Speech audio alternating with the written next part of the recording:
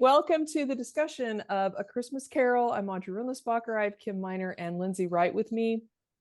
We are excited for this holiday season to be spending time in this wonderful classic by Charles Dickens, written when he was about 32 years old, a husband, had a bunch of kids. We've got a video in the reading guide for you that's a little bit of the backstory on this particular book that is really sweet, and will give you some context for maybe why it's even more meaningful than maybe other books, and where he was coming from when he wrote it. Do you ladies have anything to say about that video or about the backstory as we jump into the book? I think it just shows his character development, Charles Dickens' character development, which is then reflected in this story. I think it does add another layer of depth to a beautiful story. That's a great point. We're going to obviously do what we do each time, and that is look for principles and talk about themes. But the skill for this month that we're going to focus on is character development, like Lindsey mentioned. And so we're going to be talking about that with Scrooge and how he changes. It's more of a short story, so the changes happen quickly, not like a, War and Peace kind of, experience. But yeah, so make sure and watch that video so you have some frame of reference going in. It's really beautiful. So I wanted to start out, I've got a question just to get things started, and then we can head into what everybody was drawn to, found, wants to discuss today. In the preface, Charles Dickens, when it was first published as a Christmas book, this is what he said in his preface. I have endeavored in this ghostly little book to raise the ghost of an idea, which shall not put my readers out of humor with themselves, with each other, with the season, or with me. May it haunt their houses pleasantly, and no one wish to lay it. Their faithful friend and servant, C.D. Now, this really struck me because he says this book is about an idea. It's actually not really about Scrooge. It's about an idea. And of course, that's a theme. I've got a podcast on how ideas rule the world. And of course, in the Great Book Set, there's the 100 and what are they, Lindsey? 102 great ideas that the Great Books is focused around. And this concept that ideas matter, that ideas change us, that ideas build culture is really important. So I just wanted to throw this question out there. What do you think the idea is that he's referencing here? And why is it an idea rather than, why is he saying, I've thrown out this, I wanted to raise the ghost of an idea? So what are your thoughts about that? I've been thinking a lot about that too. Like what is the idea? And but there's a lot of them. I was so amazed. I mean, I've read this story. I read it every year. Oh, you do? I do, because I love it. This is one of my favorites. And but I don't know that I've read it with an eye to, discussion or finding principles or using some of the study skills that we've learned. And so anyways, when I got into it, I mean, there's a lot of really great ideas. Yeah. So I don't know, is there one or overarching idea? I don't know, but one idea that I think he's playing with is that that we have a responsibility to other people. I thought that was kind of a main component, and that's part of this character change that Scrooge goes through, is that he sees that he has a responsibility to others. But I don't know if there's lots of ideas. I think that's a great one. I love that. And it's everywhere now. It's like we have to remind people that they have responsibilities. It's the first habit in 7 Habits. I was watching this debate on the ARC organization, which is citizens that are responsible. And, anyway, that is a central theme. it made me think about the concept of rights and duties, because really for the last 30, 40 years in the culture, everyone wants to cite their rights, but not claim their duties. Mm-hmm. And they're two sides of the same coin. We can't have rights unless we also have duties. And that's not just, I have rights and other people have duties. We all have rights and we all have duties. Those are interconnected. So, and that concept of duty was a popular idea in the time of Dickens, right? If you read these older writings, duty comes up all the time. What's your duty? Do your duty. Because they knew that nobody would have any rights if everyone wasn't focused on their duties or personal responsibilities. So I love that. Great insight. It's one of the principles that I found. Mm-hmm. Right, that accepting responsibility for myself and others. Yeah. We learn, I'll finish that on just a minute, but we learn, you know, one of the books we read in the academy, or maybe it's an extra book, is about boundaries, and that we're responsible for ourselves and to others. And sometimes we get those mixed up, but this idea, so my principle that I'm working with is, by accepting responsibility for myself and others creates meaning and purpose. Oh, wow.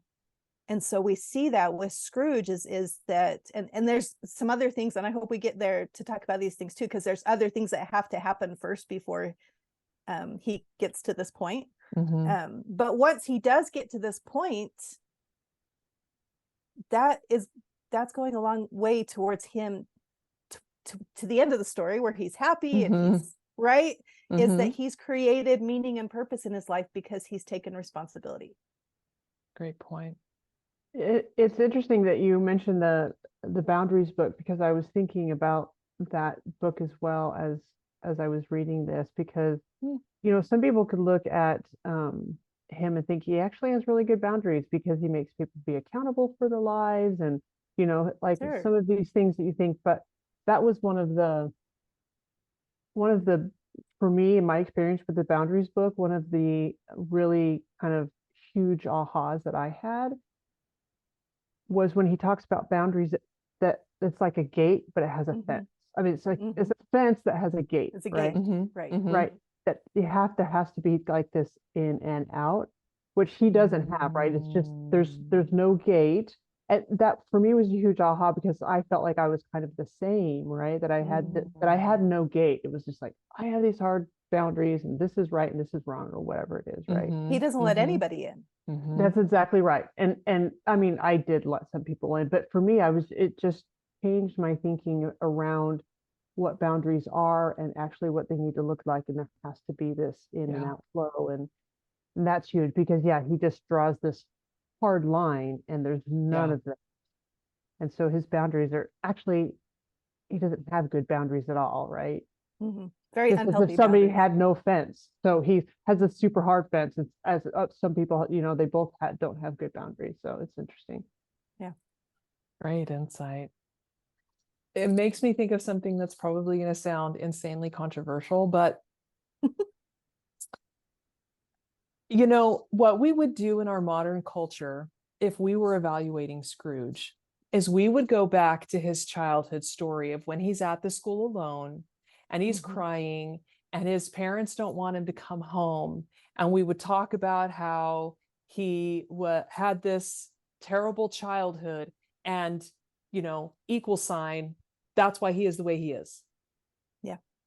But actually, that's not the whole story for Scrooge. And actually, he had a period of life where things were pretty normal. He had a girlfriend, he loved her, she loved him, he had friendships, he, you know, laid side by side with the pain at the school is also this incredibly generous employer who treated him like gold and was a wonderful leader and guide to him. And so I just wonder, and I know that this is may sound a little controversial, and I know we're talking about a sliding scale, and there are some people on the very, very extreme end of they were brutalized and victimized all through childhood in a way that I can't comprehend. That's absolutely true. But I think for most of us, there's somewhere in the middle. There's some tragedy in our past, but there's also some redemption in our past.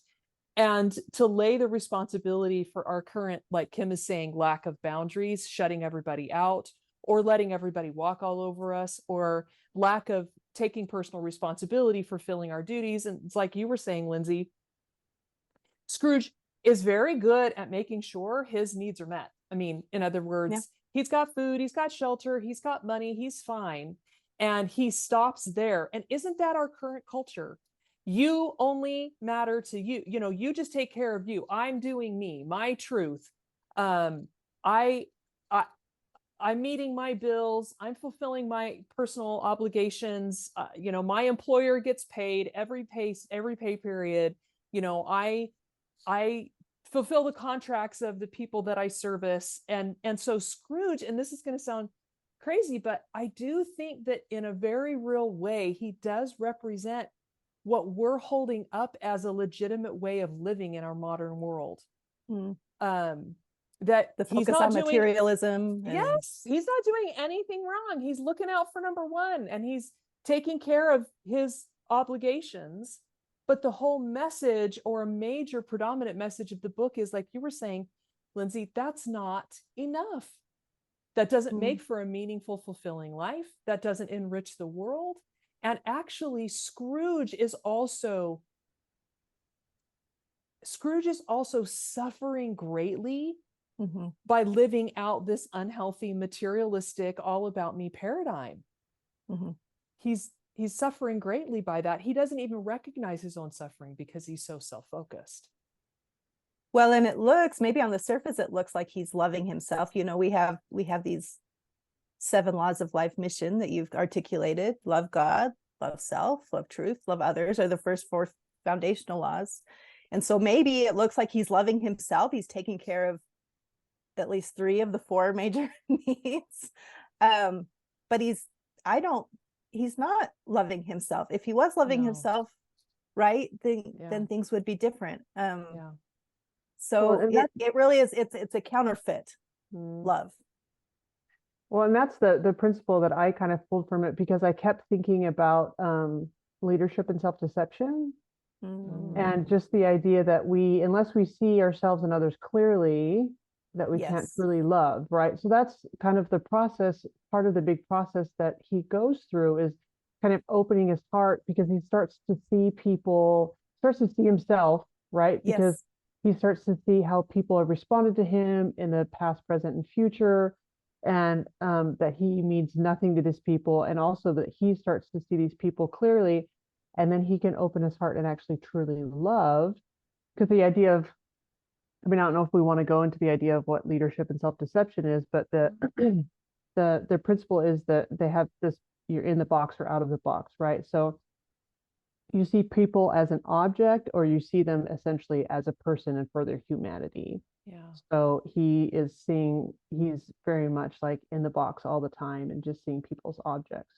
Wait, is that even himself, right? Like he doesn't even think that he deserves to be warm enough, or to have good food, or a nice place to live. Good right. point. And it's all about what people can give you, or what you get from other people. It's not seeing them for who they are. It's like and so even for himself, right? It's the same thing. Like I'm so like stingy. I can't spend more money on coal to keep myself warm, or enough food to like nourish my body, that I just, there's this thing that's more important than all those things. And so he continues to self-deceive and do all these things. And so he creates 0 relationships in his life, and he can't truly love himself or others, because he's basically deceiving himself constantly.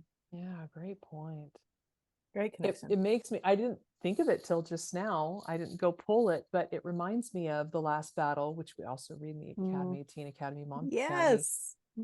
No, actually not The Last Battle too. We could make a connection there. But actually what I was thinking about is a scene, I don't know if you ladies remember it, in The Lion, the Witch, and the Wardrobe, when Aslan has returned and everything is starting to melt, and the White Witch doesn't have a sled anymore because there's no snow, and she happens upon some of the animals who are having a feast.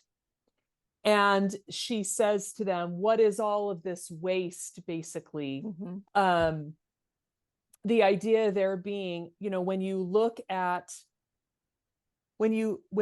places where people lose the connection of seeing others and themselves humanely and loving them properly, then you usually wind up with lack and depravity, with coldness. And, you see that in communist countries. You see that in this particular instance where he has robbed himself of the things that make life beautiful. And of course, his nephew was the foil for him, right? He's the one who doesn't have money, but has abundance, and embraces all that's beautiful about life and is full of joy. And Scrooge, who has all the money, his life is full of lack and it's empty, and he doesn't embrace any of the beautiful things in life. And so that juxtaposition there again in Lion, the Witch, and the Wardrobe, between these animals who don't have anything and the witch who has everything and a castle, and she's in charge and she's the queen, but they're the ones embracing the abundance and having a feast and laughing and singing and eating and enjoying what life has for them. Anyway. Yeah. Yeah. In the book, the part that when the ghost of Christmas Present is there, and right before he leaves, and he shows that little boy and girl underneath his robe, has always like confused me a little bit. They leave it out a lot of times too. Right. When they retell the story. But I think there's like a connection there kind of to what you're saying, because the boy's ignorance and the girl's want. And like, so you're saying like the with the connection to the Lion, Witch, and the Wardrobe is, she seems to have all these things, but there's still like this ignorance and want going on, even though she feels. You guys see where I'm going with this? Yeah. Like, it's like, yeah. I'm like still like articulating it in my head, Yeah. but it kind of like, oh, I see how there's a connection there with what you're saying. Yeah. 'Cause it's She's always lost truth as she's ignored it, right? So that's what God tells us, is as we embrace truth, as we come to light, then we receive more light. And as we ignore the light that we have, then we lose the light that we've been given. And that's the path of Scrooge, and that's the path of the White Witch. There's a kind of a parallel there, that she is ignorant of what would make life. She's ignorant of the beauty around her. She's chosen to be. She's blinded herself. She's closed her eyes. Like at the end of the last battle, the dwarves have intentionally blinded themselves. They're sitting in the hut, choosing not to see the goodness and beauty around them. And that's, Scrooge has closed his eyes, and Marley's sent to him to try to open his eyes. And light is one of the themes in the book that Dickens brings up, along with other spiritual and intellectual themes. But well, and thinking too about the idea that, so there's ignorance because there's no truth and light, right? But also want, and you see that in Scrooge, is that he just wants more and more, but all these things that actually don't fill us and nourish our souls, essentially, right? Because you're lacking lot. And so these little kids underneath the robe are ignorance and want, and those things. We look at someone like Scrooge and think like, no, he has those. He's not ignorant. He's not wanting, right? We don't, but actually he is. Because good point. Well, and that quote from Mortimer Adler about he says, almost all of us want things we do not need and fail to want the things that we do need. And so he wants things. He wants to look good. He wants the money, right? But it's not the right things that are going to help him to be happy. Yeah. Which reminds me of, the first law of life mission is to love God. But what that means is to center your life on him, to establish a divine center in your life. And so again, we can look at the centers of the characters. What is Scrooge's center is money, and the witch's center is power. So as their center has drawn further and further away from a divine center, they have lost light. They've lost truth. They've lost abundance and joy. They've lost contact with reality. Really, they've lost contact with the abundance that surrounds them all the time. They become blind to that because their center is so off of the true center. And I think so as I was tracking his character development, because I'm asking myself the question of, like, how do I change? Right. In the areas of my life that I need a change of heart, how does that happen? What's the process? Yeah. And so we're looking at him, and we all recognize, the three goes: Christmas past, Christmas present, Christmas future. But actually, as I was thinking about this, is it actually starts with the first ghost, which is Marley. And what happens with Marley is, because Scrooge is ignorant.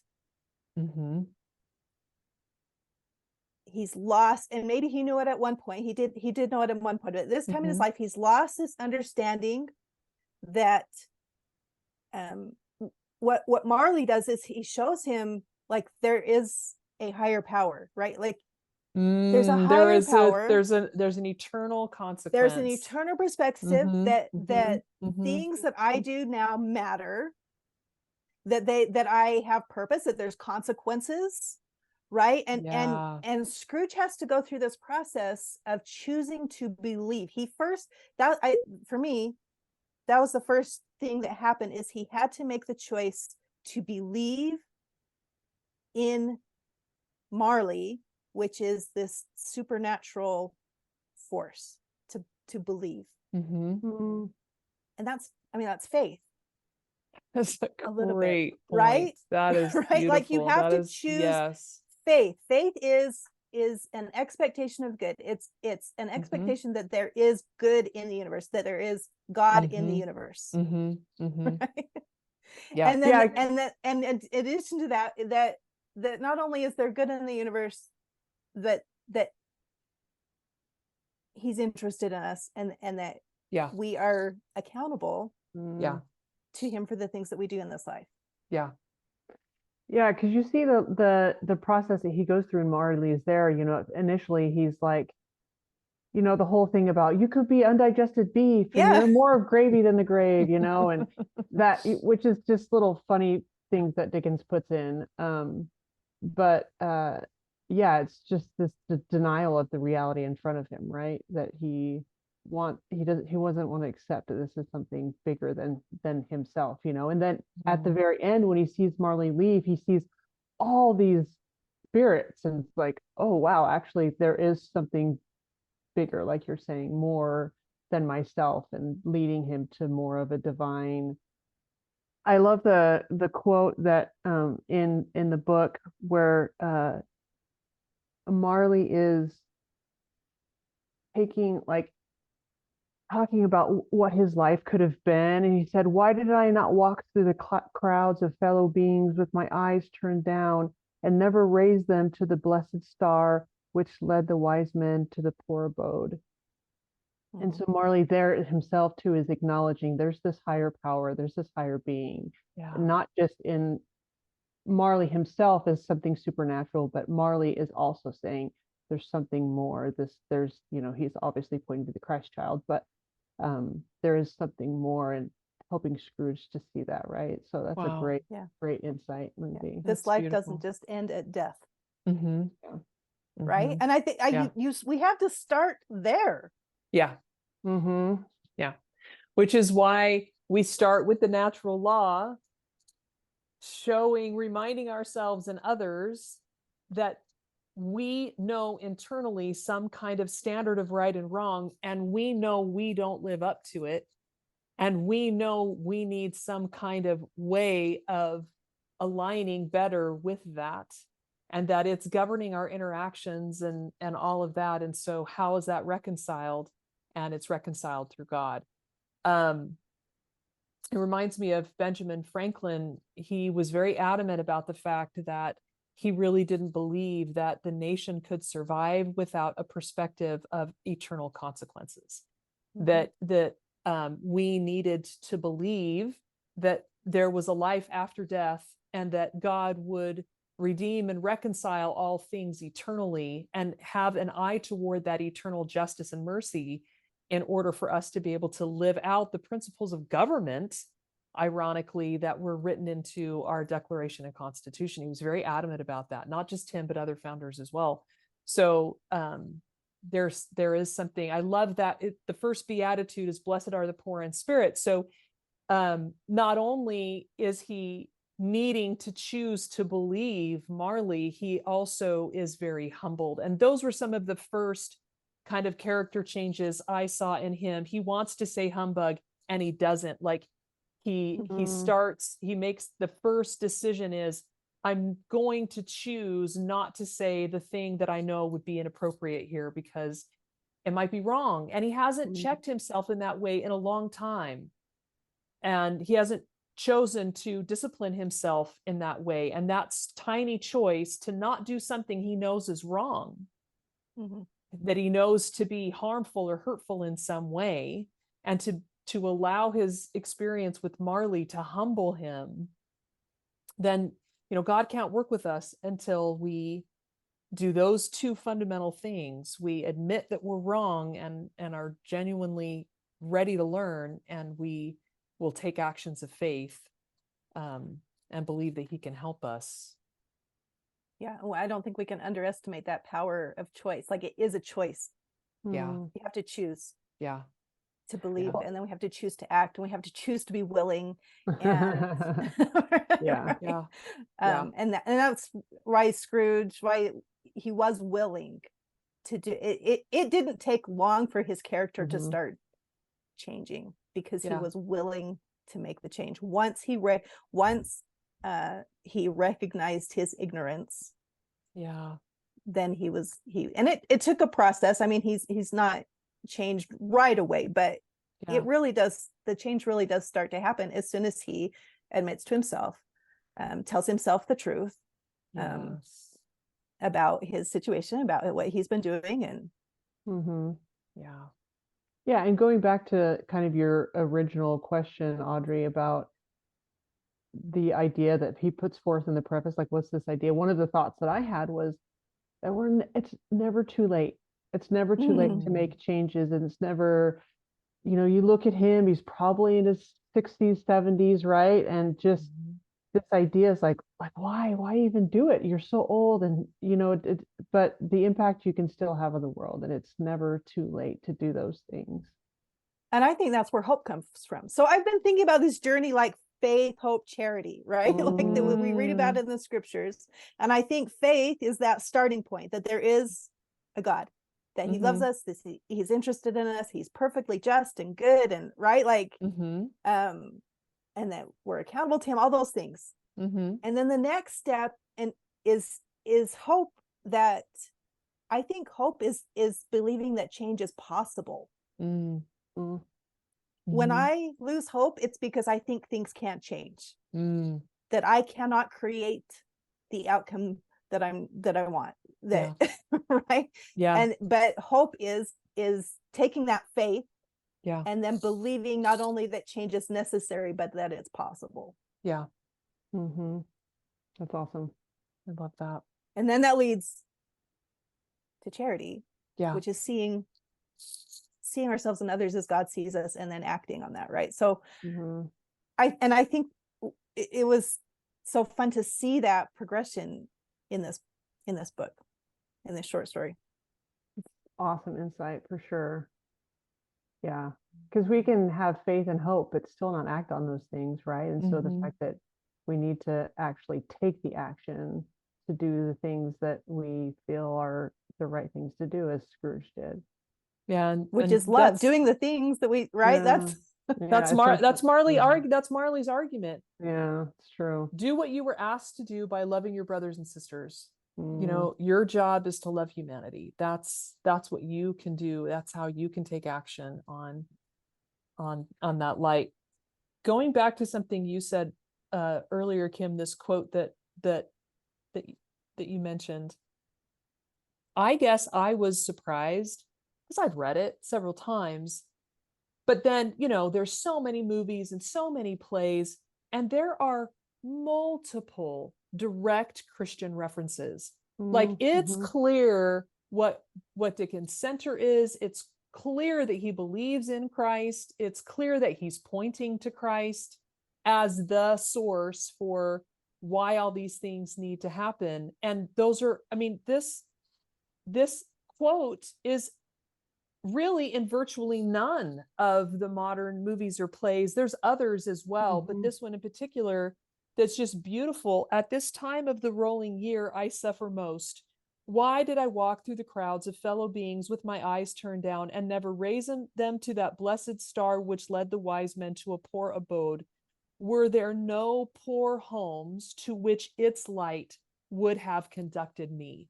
And so this idea that we can be led, we can be mission driven, we can give our energy and time and thoughts to the bettering of the people around us, and that action is redemptive. It's important for our soul and for the souls of those around us. That's and I think that maybe part of this, if there's the idea that Dickens is talking about, I think it must be wrapped up in something about we can't actually be who we're meant to be as individuals or as a society unless our hearts are turned outward. That's why we love Christmas, and frankly, we can do that all year. We can take the beauty of this time of looking outward and letting that light work in us and focusing on joy and abundance and finding ways to serve those around us, and we can act that out in the world every day. That can be how we live, not just something that we do at Christmas. Well, that was Christ's whole message, right? I mean, that's why he implies it, because it's not just the Christmas time that we should be acting in these ways. It really is all the time, because that was Christ's whole message, is that this is a way of being and becoming your whole life.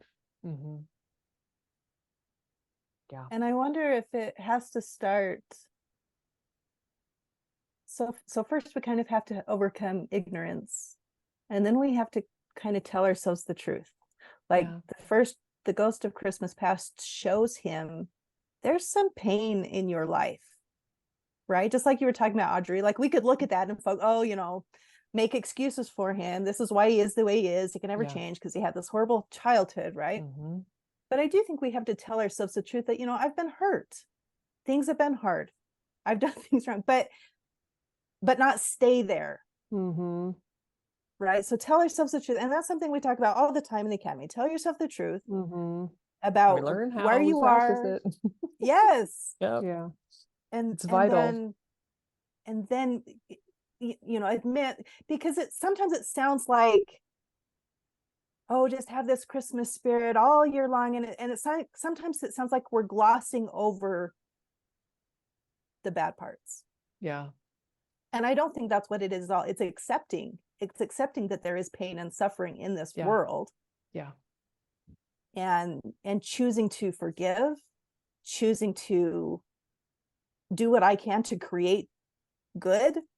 Yeah. Right. But you have to admit to yourself, this is part of the reality too. Yeah. I have someone in my life who's been suffering a lot recently, and they said to me the other day, they're really in despair. And they said a bunch of things, and I was like, you need to tell yourself the truth. And they were so in despair. They were like, well, I don't even know what the truth is, but that's not true either.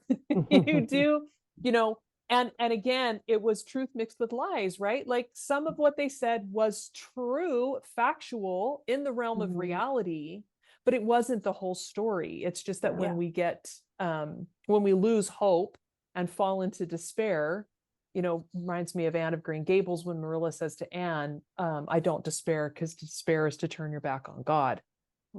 It's an anti-hope frame of reference, because we've eradicated truth, and it's key. It's vital that the truth be part of what we're thinking and what we're saying all the time.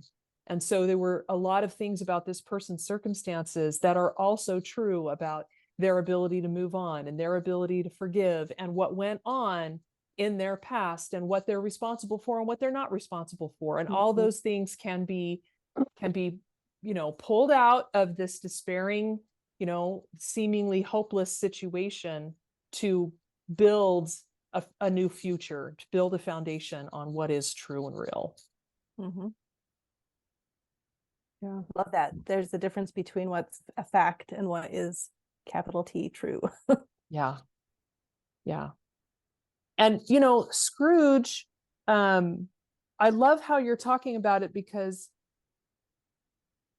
he had gone so long making money his center that it was all he could see. Mm. And there was, 90% of reality that he was just completely blind to, because he blinded himself. I heard this, I can't remember where I heard it. I would love to give credit to whoever was the genius that said it and whatever I read or whatever. I can't remember. But I've been thinking about it a lot. They said that sin is simply not living up to the light you've been given. Mm. And it's such a beautiful idea, because it helps us understand even better how I might be more responsible than someone else, and something might be a quote sin to me that isn't to somebody else, because I have a certain amount of light, and when I don't live up to that light, I fall short, I sin, I miss the mark, right? Like in the Bible, that's what, you're missing the mark. That's the real kind of definition of sin. And so if I'm not living up to that light, so Scrooge, he turned his back on a lot of light he'd been given. His old boss gave him a lot of light. If no one else in his life had, he saw a life well lived. He saw a life worth living. He saw a business well run. He saw a happy family, and he didn't live up to the light that he'd been given, so he lost it. And this new light, the first spirit is light. Yes. He tries to snuff it out. And he sheds light on his past, right? Which causes him sorrow. He weeps with himself as a boy, but he dances and experiences joy again, and there was good and bad in his past, and light was shed on it. He could see it more honestly, and he became full of gratitude and ready. And by the time the second ghost shows up, he's teachable now. He's grateful for what he's been given, and he's eager to learn. And I think he can see too, part of this telling himself the truth that I've been hurt, and I've tried to use money to make me feel better, to overcome the pain, right? And so I think when we get really honest about why we're doing the things that we're doing, we can't change until we understand, until we say, okay, I see now, I was trying to protect myself, but now I know better, and so now I can do better. Yeah. There's all these spiritual themes as we kind of wind up here.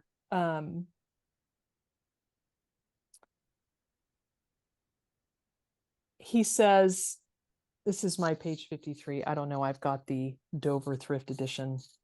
But nothing doubting that to whomsoever they applied, they had some latent moral for his own improvement, he resolved to treasure up every word he heard and everything he saw. And so that's kind of the point that he gets to, is that he is supremely teachable. The moral there was always going to be a moral for his own improvement, whoever he interacted with, whether it was people or these spirits or whatever, there was going to be something that they could teach him to help him to become a better man. And that was going to be his new life's purpose, to try to learn.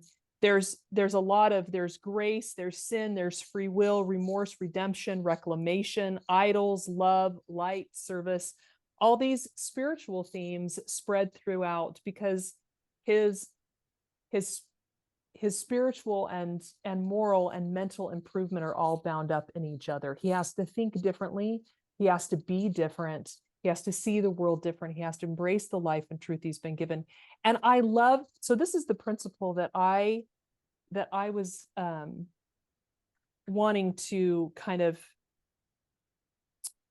think about and apply to my life a little bit better. It's at the very, very beginning of stave 5. Best and happiest of all, the time before him was his own to make amends in. And that kind of goes back to what Kim was saying about it's never too late. no matter what's happened in your past, the future is always before you, and you're alive and breathing today. And even if you're like Mother Ten Boom, where you're completely paralyzed and you can't speak and all you can do is blink, that woman lived out her life in service as an invalid sitting next to the window. She still had her thoughts turned outward until the moment that she died, because she was thinking about the people in her town and how she could continue to serve and love them even when she couldn't move or speak. And so there's no really excuse for us not to turn our hearts outward. And the time is here today, right now. And you can accelerate your experience. You know, it's a short story and we've got to get a lot of things in a short period of time. But looking at the particular experiences, if you go in and really research, I've got a bunch of page numbers about his character change, you'll see those principles at play in his character development, and he accelerates it through his humility and his teachability. And we can all do that. We can not only claim the time that we have today, right now, and say to ourselves, it doesn't matter what limitations I have. If I think I have time limitations or money limitations or talent limitations, doesn't matter. If your heart's turned outward and you're teachable, you can be like Scrooge and be focused on anyone and everyone can teach you something for your own moral development. And you can learn and grow as quickly as you're willing to receive light. God will give it to you. And you can grow as quickly as you're willing to put in the work. And I think that those are also some key ideas. For me, that's the principle that I wanted to take and focus on. I have a tendency to tell myself that I don't have enough time and to be kind of a victim of all my responsibilities, and not to remember the truth that my time is my own, that it's a gift, and that I can use it. I'm choosing all the time to use it however I want to use it, and I can accelerate the things that I do, making amends, but also trying to make a better world for myself and my family and my friends through my use of it. But any last thoughts, quotes that you loved, or ideas or thoughts that you want to share before we finish up? I think we've had some great insights. It's been awesome. It's been a great discussion. Yeah, really have. And I think it's so interesting to me. Like I said, I've read this a lot of times before, but it changes it so much when I read it, knowing that I'm going to discuss it, knowing that I'm going to try to be finding truths that I need to help me solve my problems, and using these study skills, looking at themes, finding out about the author before you read, like all these study skills, right? It just completely opens it up. Anybody can do this. Like we're having an amazing discussion, not because we're super smart or whatever, but because we've learned some skills to help us to understand things better. But I just wanted to mention really quick, because one of the things that we talked about in the academy is this idea of charity, of how do we love people in a principle-centered way. And so I love at the end that not only is he more free and generous with his money, with his material means, but he's coupled that with relationship. He doesn't just like throw money at people and then I'm done, but he actually develops a relationship with Bob Cratchit's family, and so that he can know, because the stronger and closer that relationship is, the more we're going to know how to love people. We're going to know what they need, and be able to use our time wisely. It doesn't have to be big things. It can be those small things that those small acts of love every day that we do, right? But that's going to require some relationship. So I think that's a little different than how the world views charity. It's not just writing a check and then thinking I'm done. It's developing that relationship. Great point. And I love that you pointed out that it is those small things, because he doesn't just buy him a new house to start. He just sends him a turkey. He just knows that they don't have a very big turkey for their family dinner. So he sends them a better turkey. Yeah. And it's a very thoughtful thing to do, something he knows they'll immediately appreciate. And it's, compared to his wealth, just pennies. But because he's begun a relationship with them and he knows their circumstances now, he can do something that's tangibly beneficial for them right now. I love that. And then opens himself up to relationship with his Mhm. nephew, right? Like Yes. it's that how a heart turning outward. It's Yeah. those relationships. That's where it's at. Yeah. It's what is meeting those emotional and social needs, having relationships, understanding how to love people better. Yeah. And I think so often we think that the little small things aren't as meaningful. I have a good friend who has been struggling with cancer for a couple of years, right? And I've had this conversation with multiple times because I often think about her like, what can I do to help you? Like, how can I be there for you? I can take you a meal or whatever. And at one point she said to me, I just love it when people text me and just say I'm thinking about you or I'm praying for you or send me a quote or even a funny meme or something like that. Just the idea of being thought of Yeah. cannot be overlooked because Yeah. we want to be thought of. And that's what Scrooge was lacking. He thought of no one else, right? Yeah. He only thought of himself. And so as we begin to think of others, even in these small ways, just sending little texts to people, it opens that relationship up, like you're saying, Lindsay, that we can create a relationship because they're realize, oh, you're thinking about me. What is that? And so it Mhm. just develops those things and Yeah. it leads to more and deeper relationships. And then you Yeah. know how to better love people in a meaningful way. Yeah. And then you're happy and they're happy, right? Yeah. Like Mhm. life, you experience life in abundance Yeah. Mhm. when Yeah. we turn outward. Yeah. And I think just to close out that idea, Christ said that we would find ourselves when we lost ourselves. And I Mhm. think that's what's happening to Scrooge. He was all about Scrooge. He thought he'd found himself. He was making sure that number one was taken care of. And when he lost himself in the service of his community, he found out who he really could be. And he became a great mentor and a great leader. He was well loved when he passed. And that's something that we all have control over. And I don't know if I could say we're the biggest winners, but we genuinely become more of who we are. Mm. We become more of who we could be. It enriches us immensely. So Mhm. thank you, ladies. This was an incredible discussion. So grateful for you joining me today. Next month, we're going to be reading A Doll's House. So grab a copy of that by Henrik Ibsen and have a very wonderful Merry Christmas. And if you want to come talk to us in the library and our community about all these thoughts and ideas, we'd love to see you there. But have a very wonderful Christmas. See you next year. Hey, are you ready to have the truth set you free? Head over to audreyrindlisbacher.com and get the Truth Seeker Starter Kit for free, where I walk you through the 5 steps for discovering and applying true principles to your life so you can experience their liberating power. See you there.